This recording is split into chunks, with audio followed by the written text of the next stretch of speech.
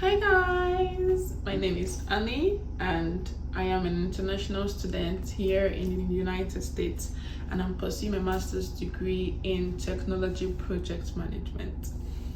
This video is for those that wants to come to the United States, the things you need to know as an international student. So I've been here for a month and I have seen a couple of things. So do not forget to subscribe, like, and keep watching.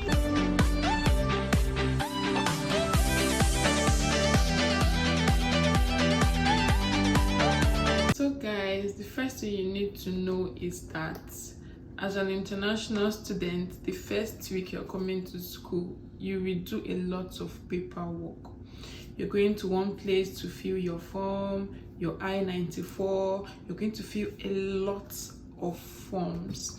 You're going to do a lot of things, and if you don't have a car, you will do a lot of trekking, because unlike my country, Nigeria, whereby you can just take a bike or take a keke or just get a bus anytime and just go where you're going to, in this place you will need to schedule a bus. Like you have an app, or you can use your Google map to check what time this bus is going to move, what time am I going to get there, what am I going to wait. Like there's lots of timing, like everything. So what am I saying is that you're going to trek because you are going to different places at the same time. And sorry, I'm going to be looking down because I have to be doing some expos to give you guys. So the next thing you should know is that if you're coming to the United States and you're hoping to come here and then you're going to work, you're going to keep working, and then you want to get money and school at the same time, terminate that plan. Because first of all, you're not supposed to work more than 20 hours in a week, and most of it, but you're not supposed to work 20 hours in a week, and your job as an international student is supposed to be on campus. You cannot get another job outside the campus or anything if they catch you. If you go back to your country. The next thing you need to know is about what you're here to study. So if you're here to study, maybe your course is theater arts or all those art courses, English and all. Once you're done, you just have 1 year to stay in the United States. If you get a job, like it's called OPT, so you just have 1 year to stay in the United States. If you don't get a job after you're done for that 1 year, you should go back to your country. You just have 60 days to go back to your country. But if you're doing science related course, science, technology, mathematics, you can stay for 3 years. You can work for 3 years, OPT for 3 years.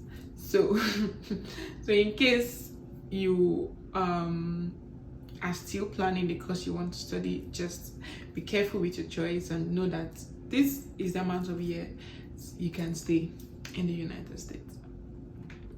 Then, unlike my country, Nigeria, where you just pay for your rent 1 year and then you stay there for the rest of the year, in this state, in this country, your rent is monthly.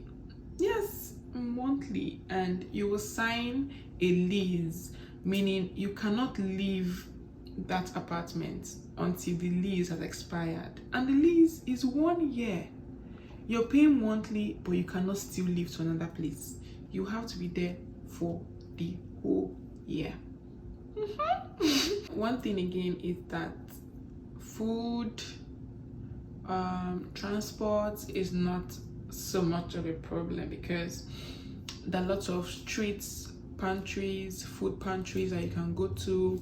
You can get some things from there. You can get your basics. You can get okay. Last one I went for, I got fufu, like fufu flour.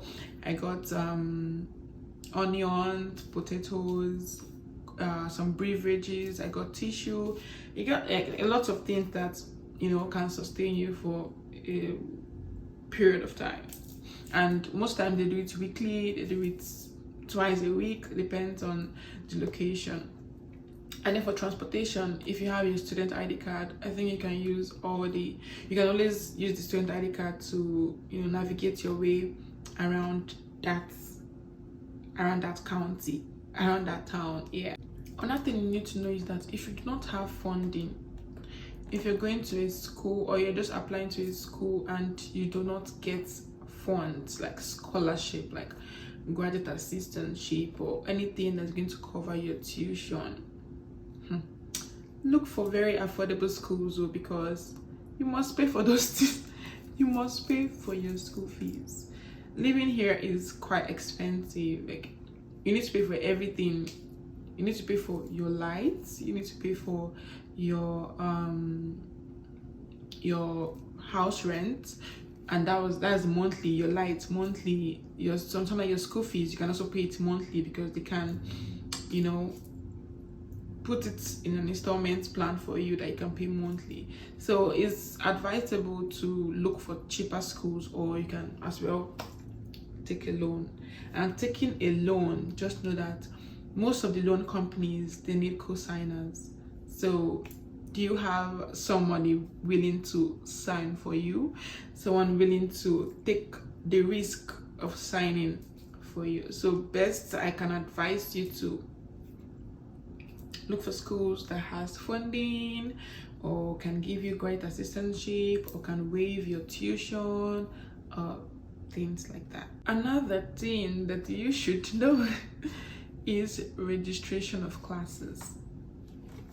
In my country, anytime you register your class, you start going for your classes. But this one, they have deadline.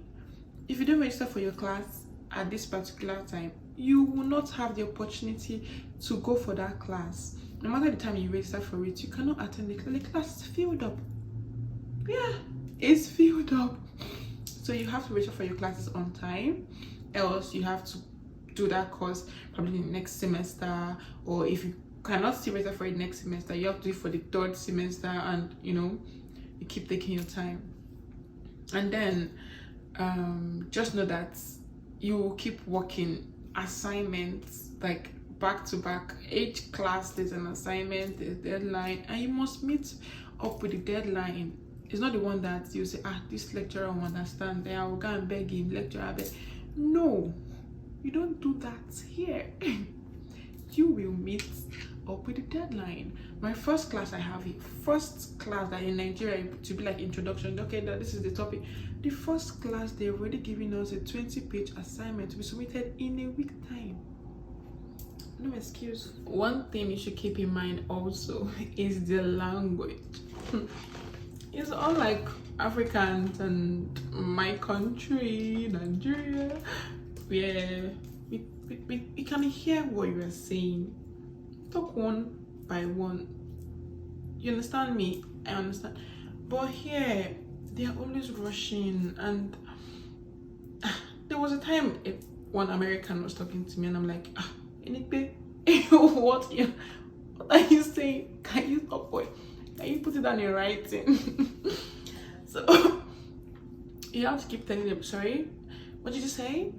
Something like that, just to, you know, get to understand what they said. And obviously when you speak to them too, they will know, oh, this is a foreigner, she's not from here, or something like that. So, but they are nice people regardless. They are always willing to help. I think that's like what I've experienced so far for this 1 month I've been here. I think with time I'll get more information, I'll see more things, I'll go to different towns, I'll go to some other cities, and you know, see how they do there. So thank you guys for watching. Thank you guys so much. I love you. Bye from your Americana.